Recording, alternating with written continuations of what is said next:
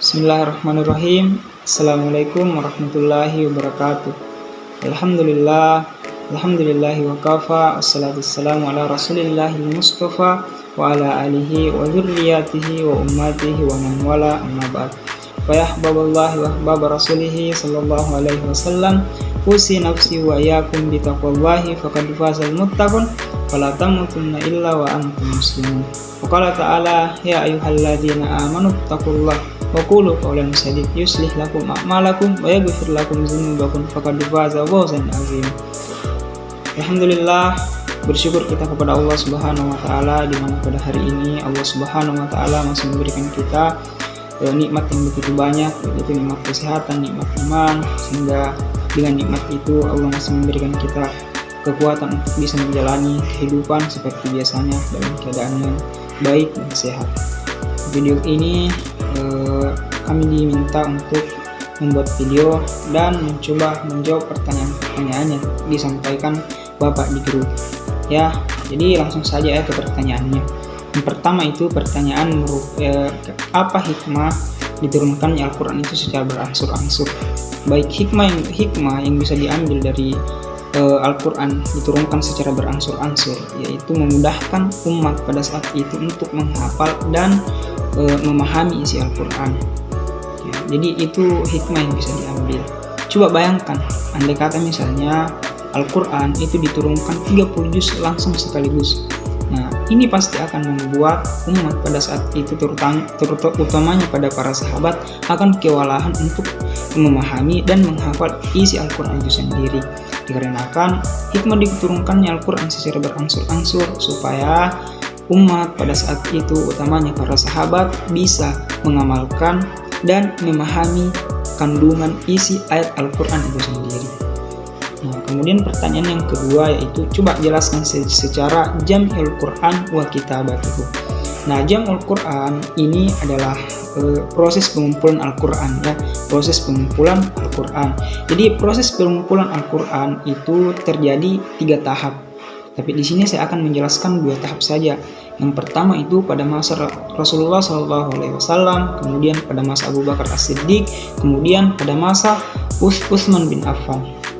Nah, pada masa Rasulullah SAW, proses pengumpulan Al-Quran itu dilakukan dengan 2 cara. Yang pertama itu dengan proses penghafalan, kemudian dengan proses penulisan atau pencatatan di media-media yang sederhana. Contohnya seperti apa? Nah, contohnya seperti ditulis di media misalnya batu, kemudian pelapa kurma, dan tulang belulang. Nah, itulah kemudian kemudian penjelasan ini tentang pada masa Rasulullah SAW. Tujuannya supaya supaya memudahkan para sahabat, para umat untuk memahami isi Al-Quran itu sendiri. Kemudian pada masa Abu Bakar As-Siddiq. Nah, pada masa itu terjadi perang Yamamah. Kalau saya tidak keliru itu pada tahun 12 Hijriah. Nah, pada perang itu banyak kemudian para penghafal Quran, para sahabat yang gugur di medan pertempuran. Umar bin Khattab kemudian khawatir akan kehilangan Al-Quran. Maksudnya Al-Quran itu akan punah dikarenakan banyak para sahabat yang meninggal, tapi mereka itu penghafal Quran. Khawatir akan hal tersebut. Kemudian Umar bin Khattab kemudian mengusulkan pada Abu Bakar As-Siddiq agar kiranya Al-Quran ini dikumpulkan dalam satu mushaf. Abu Bakar As-Siddiq kemudian sempat menolak dikarenakan hal ini belum pernah dilakukan oleh Rasulullah SAW. Tapi setelah terus diyakini oleh Umar, Allah kemudian membukakan hati Abu Bakar As-Siddiq untuk menyetujui dan membukukan Al-Quran dalam satu mushaf.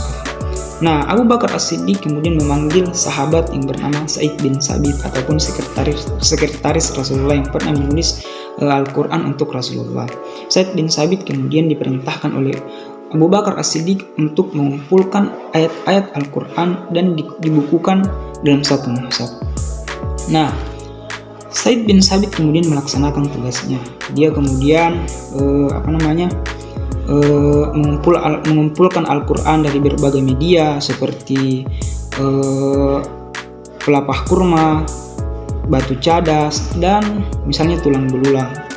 Dia mengumpulkan Al-Quran dan juga mengumpulkan Al-Quran dari hafalan para sahabat. Kemudian dibukukan dan buku itu ataupun mushaf itu diberikan kepada Abu Bakar As-Siddiq, disimpan hingga wafat.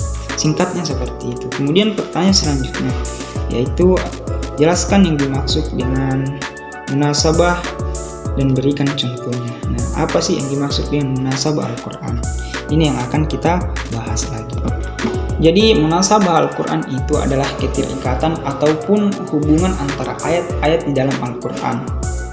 Jadi munasabah Al-Quran itu adalah hubungan antara ayat sebelumnya dengan ayat selanjutnya.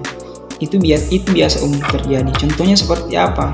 Misalnya ada di Quran surah kedua Al-Baqarah ayat 3 dan 4. Di situ kan sudah dijelaskan Dzalikal kitabu la raiba fihi hudal lil muttaqin. Nah, siapa al-muttaqin ini?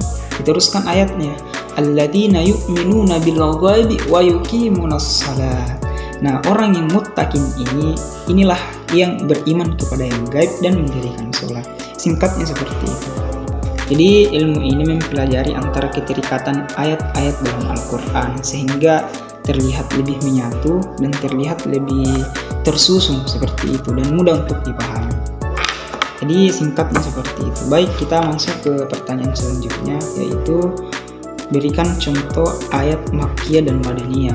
Nah, sebelumnya saya akan sedikit menjelaskannya mengenai tentang apa sih ayat Makkiyah dan apa sih ayat Madinah. Nah, pada periode Makkah pada periode Mekkah, ayat-ayat yang diturunkan oleh Allah Subhanahu wa taala itu pada periode Mekkah ini itu berlangsung selama kurang lebih 12 tahun 5 bulan, menghasilkan 86 surah. Isi dari periode Mekkah ini itu berisi tentang tauhid ataupun mengenal ilmu mengenal Allah. Ayatnya itu membahas tentang zat-zat Allah Subhanahu wa taala. Contohnya seperti apa? Contohnya surah Al-Ikhlas gitu. Nah, ini kan menjelaskan mengenai tentang Allah, tentang zat Allah Subhanahu wa taala. Kemudian contoh selanjutnya itu ada di Quran surah ke-20 Thaha di ayat yang ke-14 itu yang menjelaskan tentang Allah juga. Apa ayatnya? Innani anallah la ilaha illa ana fadbukni wa aqimus salata li dzikri. Sungguh akulah Tuhan kata Allah, tiada yang layak dipertuhankan selain aku kata Allah. Fadbukni wa aqimus salata li dzikri. Maka sembah saya dan tunaikan salat sebagai bagian dari zikir kepadaku. Itulah kemudian contoh surah Makkiyah. Kenapa? Karena membahas tentang zat-zat Allah Subhanahu wa taala atau membahas tentang akidah. Kemudian pada periode Madinah ini, kalau saya tidak keliru itu, ini pada periode Madinah itu diturunkan selama kurang lebih 10 tahun, menghasilkan 28 surah yang berisi tentang cara bermasyarakat, kemudian berisi tentang perintah ibadah seperti perintah sholat, perintah puasa dan lain sebagainya, dan aturan bermuamalah atau interaksi sosial. Contohnya seperti apa? Misalnya surah Madaniyah yang diturunkan yang diturunkan di kota Madinah. Contohnya perintah puasa gitu ya, ayyuhalladzina amanu kutiba alaikumussyam wa ma kutiba alal ladzina min qablikum la'allakum tattaqun.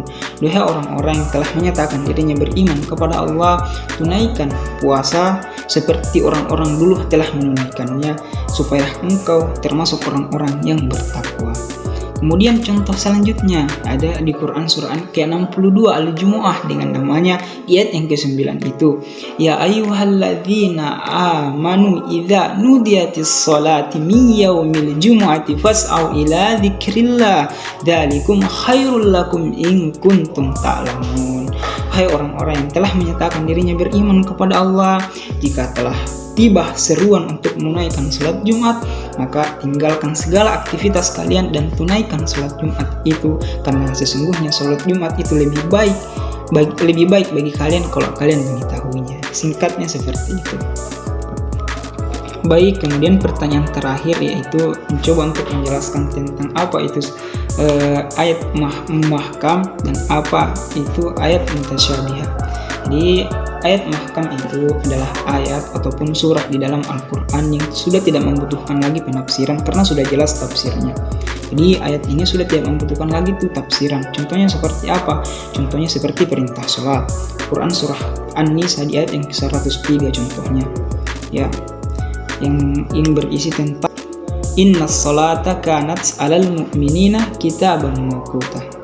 Sungguh waktu sholat itu bagi orang beriman kami telah tetapkan waktunya. Nah, itu singkatnya seperti itu. Jadi ini sudah kita tidak perlu tafsirkan lagi gitu. Sedangkan ayat mutasyabiha itu adalah ayat yang benar-benar butuh penafsiran. Ayat yang memang membutuhkan penafsiran supaya kita bisa memahaminya. Karena kalau misalnya tidak ditafsirkan, maka ini akan bisa membuat kita keliru dalam memahami Al-Quran. Jadi untuk mutasyabiha ini itu memang membutuhkan penafsiran. Contohnya seperti apa? Di Quran surah Al-Fat di ayat yang ke-10 itu kalau saya tidak keliru, yaitu yang bercerita tentang tangan-tangan Allah. Yuridillah. Jadi begini, yang dimaksud dengan tangan Allah itu adalah berarti kekuasaan. Misalnya keputusan ada di tangan presiden. Apakah misalnya keputusan itu benar-benar ada di tangan presiden? Tidak, tapi ini lebih menunjukkan pada kekuasaan. Jadi singkatnya seperti itu. Jadi saya tidak bisa menjelaskan terlalu dalam karena saya bukan ahli tafsir. Jadi singkatnya seperti itu. Saya kira itulah kemudian tugas dari video saya. Semoga, mohon maaf sekali misalnya dalam tugas ini atau dalam video saya ini masih banyak kekurangan karena saya masih dalam proses untuk belajar dan terus belajar. Saya kira itulah kemudian video saya. Semoga video saya ini bisa untuk diterima dan bisa dipahami bagi siapapun yang mendengarkan video ini. Baik, itulah kemudian sekian dari saya. Saya pamit undur diri dengan mengucapkan Allahul muwaffiq ila aqwamit thoriq. Assalamualaikum warahmatullahi wabarakatuh.